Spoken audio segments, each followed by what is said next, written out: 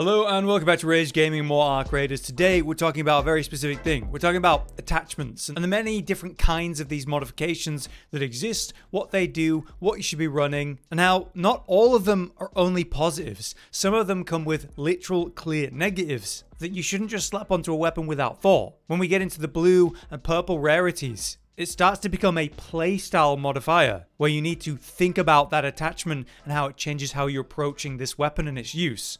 Let's begin with the most important terms, the ones that you'll see on even the basic attachments, as well as the highest rarity ones. You've got your compensators and muzzle brakes, you got your grip slot, whether that's angled or vertical, you've got the mag slot, and you've got the stock slot. And some weapons don't have all four, like we can see with the torrente and we can see the renegade, but obviously some weapons can take all four. So what should you equip? What's the priority? You're going to need to understand each thing first. Let's begin with an important, maybe the most confusing one out there. It's dispersion. We have 4 dispersion types that are going to be referenced throughout many different attachments and so on. A weapon at its baseline has its base dispersion, so this is going to be the starting spread as you begin to fire. I put on the default crosshairs just so you can compare, but I much prefer my own unique one. But either way, you've got this crosshair here and these markers to let you know where the shot might go out of the specific dot in the center. You see it's got a little bit of spread somewhere within that. The more you fire, the greater spread that it has. So if I pull out, say, something simple like the torrente, we have this nice circle and the bullet can go somewhere within that circle. And as I hold the aim, you see it tightens up. That's the potential dispersion. You're going to see terms like reduced per shot dispersion, reduced max shot dispersion, and even dispersion recovery time. For per shot dispersion, as you reduce that, your shots will be closer to the center on average as you continuously fire. Whereas max shot dispersion, that's as you continuously fire, the spread gets bigger and bigger as you see the circle gets bigger, and that's that max spread. So by reducing that with attachments that help reduce max shot dispersion, we minimize how great that spread will grow to. There's also dispersion recovery time, which you can see in a stock like this one. By reducing this, you actually recover back to the base dispersion after firing faster. So with that understanding, you can logically apply what is most relevant for your gun. So take a weapon that's going to spray like the torrente. Per shot is going to help that sustained fire by keeping the spray accurate within the circle. Where dispersion recovery time would help burst fire or pause fire like a renegade here with that lever action fire. Whereas that reduced dispersion recovery time helps burst fire or pause fire, where you're firing a gun and there's pauses between the shots. So a renegade is a great example because it's lever action. It kind of forces that pause between shot. And as we upgrade this, obviously we get better fire rate, but it's forcing that recovery and it's helping that recovery be quicker anyway. But there's another aspect to a stock, which as you can see is reduced recoil recovery time. So if I take this off, we can see that there's the kick of the weapon, right? As I'm firing, it's kind of just moving up. I'm not moving my mouse at all and it's slowly dragging me up. But you see how it recovers back to its center point. By putting a stock on that's going to help me with that recoil recovery time, we're going to see that it's going to kick based on the recoil, but you see how it recenters back to the center again, forcing me straight back to accurate shooting when I actually have the stock on. It's majorly impactful in this case. Lastly, we have the bobcat here for our next example, which is just pure recoil, right? Now, importantly with the bobcat, as you upgrade it, it helps reduce max shot dispersion. It reduces horizontal recoil and it reduces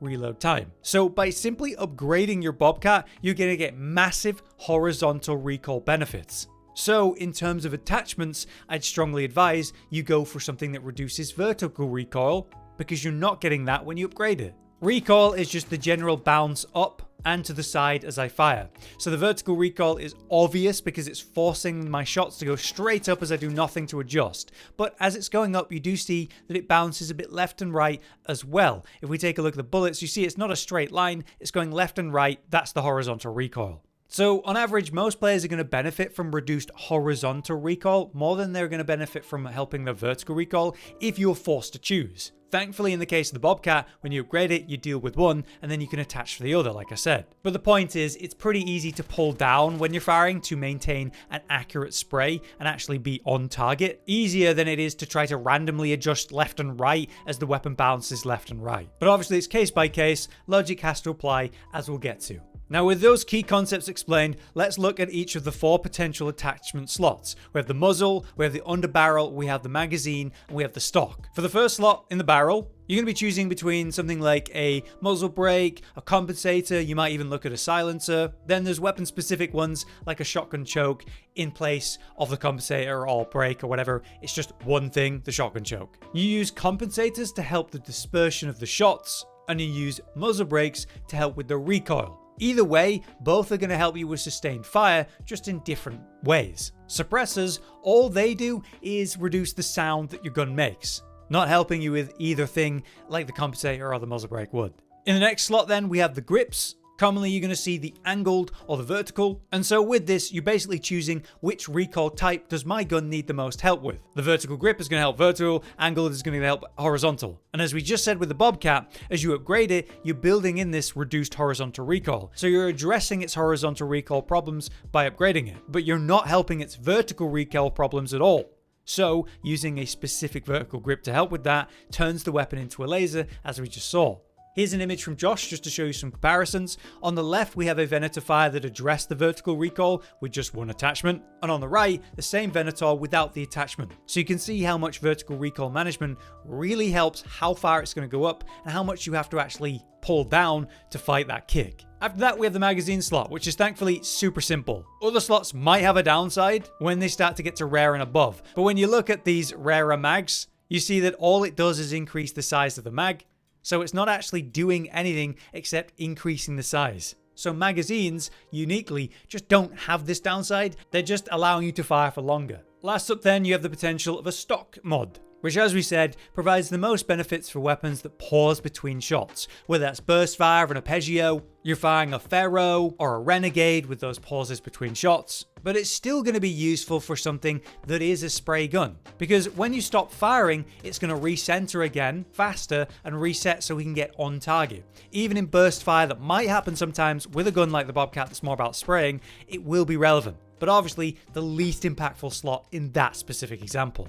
So, attachment slot priority. Here's my general rule for the slots and the priority that I'm going to give to each slot and when. The first thing I'm going to do for any gun that has a magazine slot is take the free increase of ammo. Meaning I can fire for longer before I have to reload. Since there's no downside, it's the first thing you gotta do. Then we need to actually consider the gun itself. Let's say it's a gun that has pauses between shots. I've put the mag on, and rather than going straight for the muzzle mod, I'll go for a stock instead, because this gun has pauses between the fire. So by applying this stock, I know that it's going to keep me on target so much easier. I'm literally not moving my mouse. That's how impactful the stock is on this kind of weapon. But let's say it's a gun that's spraying. Well, then I know I want to help its dispersion and recoil before I want to worry about reset time, because my mag's probably already empty and I'm reloading. And between the underbarrel mod and the muzzle mod, I will go for the muzzle mod first. And so in most cases, that's going to be either a compensator or muzzle brake. Between the two, I would recommend the compensator, because this is going to help you with dispersion. I'm not going to be able to address dispersion with my grip slot, the last slot we're talking about. But in regards to the muzzle brake that helps you with recoil, I'm going to be able to address recoil with the grip, so I might as well take the benefit of the dispersion, overall affecting the gun a lot more than overcommitting to that recoil. Obviously, with a shotgun, you'd consider the choke versus a suppressor, but it'd be a choke in place of the compensator. Then that leaves us with the grip choice. So again, the Bobcat, it reduces horizontal recoil through upgrading, so I'd much rather help the vertical, but on average, horizontal recoil is going to be a problem if the gun is kicking and bouncing left and right, and you can pull down with your mouse or controller, whatever, in a more reliable way, then you can combat the horizontal recoil. But my priorities would look like this for a burst or tap fire gun or sustained fire gun, just as a comparison. Now there are other important terms that do exist. For example, you've got the legendary, the kinetic converter. This literally gives you increased fire rate, letting you send the bullets out quicker in a short time, emptying your mag quicker. In this case, it comes with some negatives, which we'll talk about in its own section. Now, a popular topic is probably going to be the reduced noise option that comes from silencers. This gives up your usual compensator slot, which is definitely rough. Any gun is going to benefit from lower recoil or dispersion, that kind of thing, but some are very accurate on their own. At a baseline, a burletta doesn't have a lot of recoil, so slapping a suppressor on this is incredibly simple and very effective. But hilariously, it also works pretty well with anvils. They're not going to get a massive amount of benefit from your dispersion or your muzzle brakes, whatever. So suppressors work pretty solidly on anvils. Ultimately, it's just going to reduce the noise your gun makes, helping draw less arc aggro when you fire, or maybe player attention. So there is use there, but I'd usually prefer a compensator.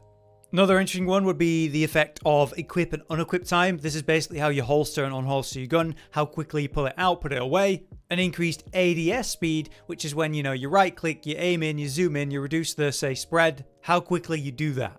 Another interesting term would be increased bullet velocity that you get from something like an extended barrel. This is the travel time of the bullet. One gun that stands out for this concept, of course, would be the kettle. As it states, has low bullet velocity and takes a long time to reload. But specifically when you upgrade it, you address both of those things. You improve its bullet velocity and you reduce the reload time.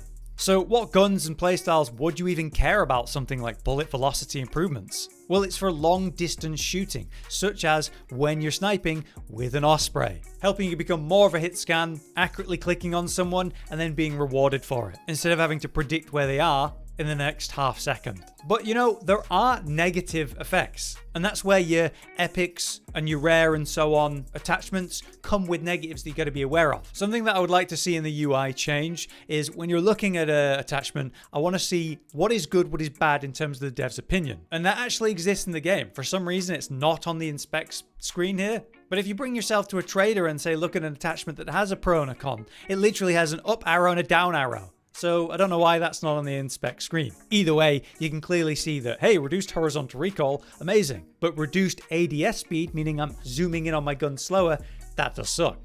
So other kinds of negatives that exist would be, increased unequip or equip time, so how quick you unholster or holster a gun. And unique mods like this one having increased vertical recoil. Like your vertical recoil is going to get significantly worse when you have this on. As well as the recoil recovery time. And interestingly, negatives that are tankable but do have a downside, like the Compensator 3, which has incredible reduced per shot dispersion and reduced max shot dispersion, then at the cost of increased durability burn rate. So how often you're going to have to repair your gun will go up if you run this. There's a simple rule you can follow to avoid the negatives, right? We have the base version, which is a common compensator. It's literally just positives in the numbers that you get given. Then you upgrade that to a more expensive, demanding version, which is the uncommon compensator 2. And again, all this is positives. There are no negatives here. Then we get into the rare slot, the blues, and we see massive pro positive numbers. But now we start to introduce negatives, like the increased durability burn rate. Then you get into, say, the epics, and we see, increased bullet velocity, but then 15% increased vertical recoil. So now this is something that doesn't affect our gameplay, but we have to think about our durability at some point. Just something that will literally make it harder to accurately shoot. So very simply, use commons without a second thought. Use uncommons happily as meta parts because they have no downside in the bigger numbers without a downside. And then for your higher quality attachments, context matters. So let's talk about that context. So your rare and epic attachments have significant positives and significant negatives, which will affect your playstyle. And that's what you want to think about. Reduced equip time or reduced ADS time. Well, that's something you can completely ignore if the gun is already in your hands when you think an enemy is around. So with something like padded stock, we have reduced recoil in both types and per shot dispersion in great numbers, but then that's slower pullout time and ADS speed. So as long as the gun's in your hands whenever you think an enemy is around, you can play around the negatives of this for the positives. Great example of this would be a venator. Its horizontal recoil basically isn't a problem, but its vertical definitely is. So by aggressively addressing that vertical recoil, you can play as a hip-fire accurate machine, just shooting anyone when they come up without ADSing, and if they're at further ranges, then if you've got time to ADS, cool. You're just aware of that slightly slower ADS speed. Let's look at the 5 epic attachments, what they do and what you might consider it for. First up, we have the horizontal grip. A hefty 30% reduced horizontal recoil and vertical recoil, turning whatever it is into a beam for 30% reduced ADS speed. So if you can point fire the gun, this is going to be fantastic and will work for a variety of guns. Like this would work fine on a sticher if you're point firing. It'll feel great on a toro because who cares about ADSing if you're already firing accurately. Even venator, you know, you can do the point fire thing. And guns like the bettina and the tempest, yeah, you'll want to ADS in, it'll be a bit slower, but it'll be a lot more accurate at that medium range where the gun wants to function anyway. Next is just a simple obvious one, the shotgun silencer. It only works with the Toro and Vulcano, but the great thing about this one is that it has 50% reduced noise and nothing else. Admittedly, the spread will be worse for your gun because you're not using a choke, and generally you do want to. So it's hard to justify even though there's no downside. I'm not really killing arc with my shotgun, and I want my shotgun to be accurate, that's for sure. Next we have the extended barrel, increasing your bullet velocity at the cost of vertical recoil. So it's got to be about a gun that doesn't care about vertical recoil and what would actually benefit from bullet velocity. The kettle already upgrades itself to sort of solve that problem, so I don't think it's great there. What I do think it's going to be great on is a single shots that again don't care about recoil, but want to accurately hit the target at longer ranges. So really, the perfect choice for this is the Osprey for sniping. But arguably, it also worked for something like the Anvil. That recoil isn't great, but you're firing with a small pause between shots to help you reset the recoil anyway, and then this would mean it's more accurate longer ranges, for that specific purpose anyway. Another option though would be like the ferro, you got the pause between shots there too.